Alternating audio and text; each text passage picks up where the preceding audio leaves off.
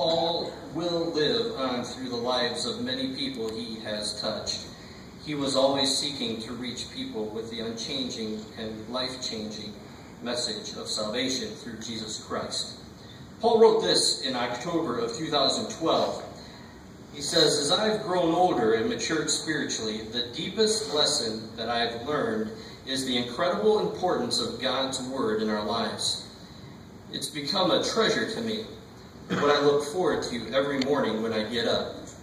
God has been faithful and guided my life so far, and I'm confident He will continue to do so." Early on Saturday morning, I said a final goodbye to a ministry partner, but more than that, to a friend, much sooner than I ever desired. Actually, when I was up in the hospital room, I think I was telling Pastor Bob, you wear so many different hats at times as pastor, and then I just sat there. I think I was, you know what, from a hospital call standard, I failed miserably. I just sat there in shock at the loss of a friend. Today I want to honor my friend by sharing with you some fond memories and taking a look at the scriptures that were so important to his life, that sustain us through these difficult days. I was thinking this morning as I was jotting some notes. The Wizard of Oz, Dorothy, made famous the line, "There is no place like home." And Paul loved home. It's already been alluded to as the kids have come up and shared some of the home stories. When Paul was at home, he felt at home by spending time with his family. If you had the chance to look at some of the pictures that were out in the foyer here in the hallway as you entered or at the viewing, you could see pictures of him. I remember him on a jet ski. I remember him, and I said, "Well, where'd you get that?" He said, "I don't know. It is fun, though. It goes fast." Fishing. He loved to fish. You can see that big fish that he caught in the picture. I believe it's in the picture of the program there. And this dock, if you've seen this dock in some of the pictures, he was so proud of this dock up in Nevish Island. And he just loved that place. Nevish, I'd never heard of Nevish until I met Paul. This is a little place up in northern Michigan, practically Canada, that they love to retreat to away from the noise of the world. Every time I'd see him, though I'd left a number of years ago, 2007, every time I'd see him, he always gave me the update. He'd give me the rundown. "How's Trish doing? Oh, she's doing good.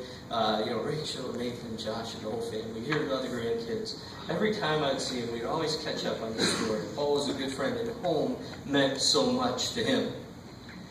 Paul was also at home when he was involved in ministry. I want to give you a few words that I think describe Paul Woods. The first word I'll give you is authentic. Paul was authentic. It's been alluded to on a number of occasions so far, even in this service. Paul hated dressing up. When I became the district superintendent back in 2009, Paul serves as the secretary of our district. That means he sits on the stage for the whole time with me, which, he wasn't real excited about that either, but he sat on the stage with me. And he texted me the night before the first district conference. He said, "Chris, what are you going to wear?" And I said, "I'm going to wear a suit." There's this long pause between the next text that came out. And he said, "Seriously?"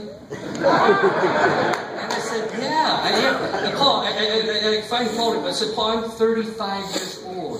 People think I'm going to be radical. I got to at least wear a suit or something to show that I'm taking this seriously."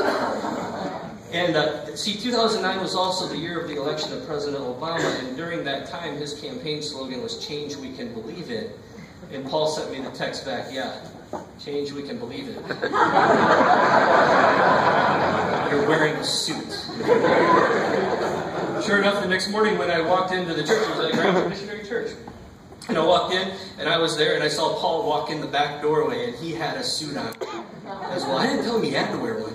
He had one on, and I caught his eye. I can still see it today. I caught his eye at the back of the sanctuary, and he said, I'm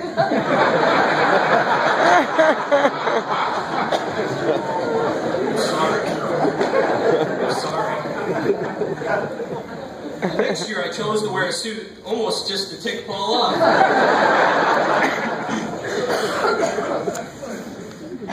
Paul's favorite outfit, to my knowledge, if I could put one on him, you probably know better. If he could choose an outfit, I think if it was warm enough, he'd wear khaki shorts and sandals. That's Paul. That's Paul. So today I chose not to wear a suit because I think I owe him one. Service meant a lot to him. You know, Paul and Trish exist for other people. That's who they are. If you attended church here, you understood they were the ones here. They were the ones leaving last. They were here to serve. They were out making coffee. They were out just making sure everybody was comfortable and felt welcome. Paul was about service. Paul was very outreach focused. He looked at all the different ways that he could serve people. He wanted people to see Christ in his life through the way he served them and his willingness to serve them.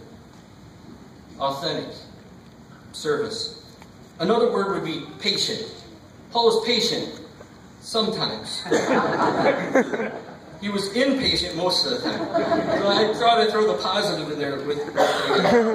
When we were here and we had the chance to work together, we had a lot of fun. And Paul enjoyed the technology side of things and enjoyed videos and making videos and trying to show them up here as sermon lead-ins or illustrations to whatever I was going to speak about.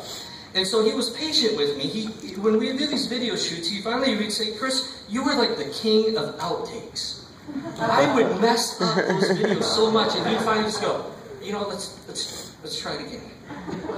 So, I'm sorry. I mean, I got ADHD. I mean, I can't focus on this thing. Finally, there was this time, and I said, "Paul, I'm going to nail this one. We're going uptown. We were doing this series. I don't remember what it was about. But we decided to go uptown, and across from like where the movie theater is, Paul set up a tripod and a camera, and he brought like everything. You know Paul, he fiddles. He bought like, I had a headset microphone, so he brought the receivers and everything, and he was running power cords out of his car. You know, so he had this tripod set up. And I was across the street, sitting on a bench, so that you had all this traffic coming in between us. And I said, "Paul, I'm going to shoot this all in one shot." He chuckled. I said, "I'm going to shoot it in one shot." And so we were all the way over the street. It was about a 5-minute thing. And I was smiling because I was coming down to the home stretch and I nailed this thing. The last few lines. And in front of me, on this main street, US 12, comes an older guy on a riding lawnmower. And I'm nailing this thing. I'm all about this. And this guy passes in front of me on a riding lawnmower. And he wonders who I'm talking to. I'm looking at the camera across the street. And the guy waves to me. It was going to be one shot. And Paul's across the street going. That's funny. That's so great. Paul was gifted. He was gifted in a lot of things. He was a gifted writer, a gifted editor. You saw some of the books he worked on and played a role in. You know, when we were here, the Ministerial Association, some of my friends from back in the day, see here, we had an article that we would write in the paper, and I'm here to confess to you that there were times that Paul would walk down to my office and he would say, "Hey, I know you're busy. I wrote an article for you." He said, "If you just look it over real quick and say, you know, where I quoted you, if you would just say it, you would say something like that, right?"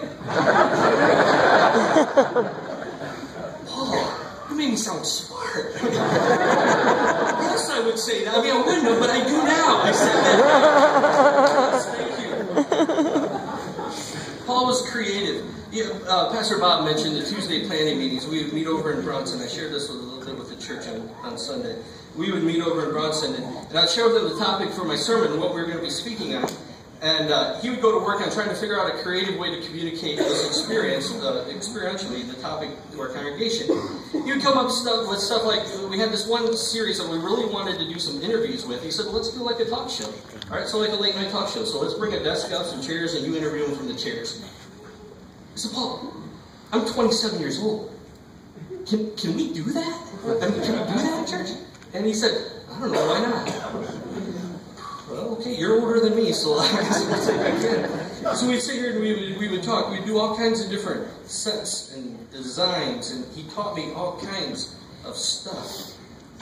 We did a series on taking aim, and so he said, hey, you know, let's call it. We got some friends who are police officers. Let's call them up and go to the shooting range and shoot their guns. And we'll shoot video of it, and we'll use that as a lead-in for taking aim. He was always creative and coming up with something. We were doing a series on faith, and he said, hey, I got an idea. Let's go out to a country road. And what we're going to do is this. I have this idea. If you will walk down the center line of the country road, we'll use another guy to shoot the video. And what I'm going to do is I'm going to get in my car and I'm going to drive towards you. And at the last minute, I'm going to swerve out of the way. And I said, Paul, how about you walk down the center line? I will get in your car and I will drive towards you. And then I will swerve out of the way. And Paul said, now that wouldn't be faith, would it?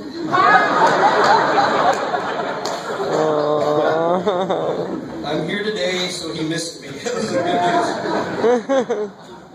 Environment was so important to him. It's because of Paul that I know about dollar a yard fabric. When I first met him, he said, hey, let's go to Walmart. I want to get some dollar a yard fabric. And I said, Paul, I didn't know you sew. He said, I'm not going to sew.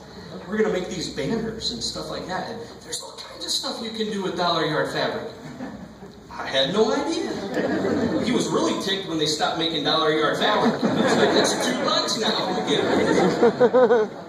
Because of him, I understand a variety of uses of candles and smoke machines and stretchy fabric. We saw this in some place, and we came home and he said, oh, we got to do that. So we looked online how much to buy them. And it was like $750. He said, I'll make those. Dollar yard fabric. Taught me about set design, labyrinth design, many, many, many ways of serving communion.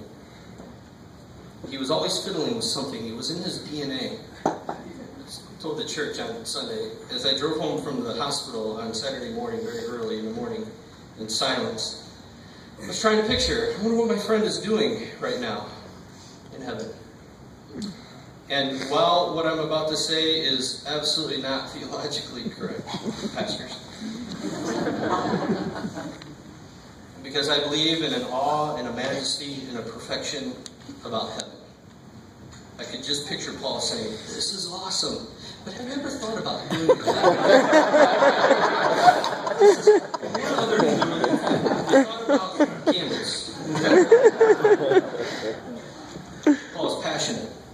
If you read about his Facebook page, in the About section of his Facebook page, he said this about himself: I'm passionate about seeing younger adults in a real world connect with Jesus. I'm passionate about helping other Christians understand how the church needs to change to connect with such people. Paul was very passionate about the church grasping the concept that it needed to reach the next generation for Christ. Comfortable Christians ticked him off. Complacency in the church just frustrated him beyond all means because he knew there was a greater cause. Paul's passionate about worship, and I think if he had it his way, we would have sung for an hour and all gotten up and just walked out, and refocused, ready to go about our own lives and change our world for Christ. He was going to be the district superintendent. That's what I did. Just actually 3 weeks ago today, he and I had sat down in our office in the Elkhart, and we began to talk about what transition stuff would look like.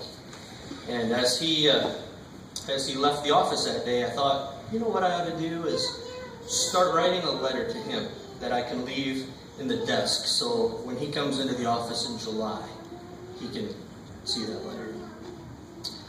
I got one line, I got interrupted. I got one line done. But I'll tell you what my line was. I said to him, Paul, your dad would have been so proud. Yeah. Wouldn't he have? His dad was a pastor in our area, in our district. And, you know, when he left the pastorate and went into publishing and so on like that, I think his dad would have just thought that was the greatest thing to see him come back. Today, Paul is at home.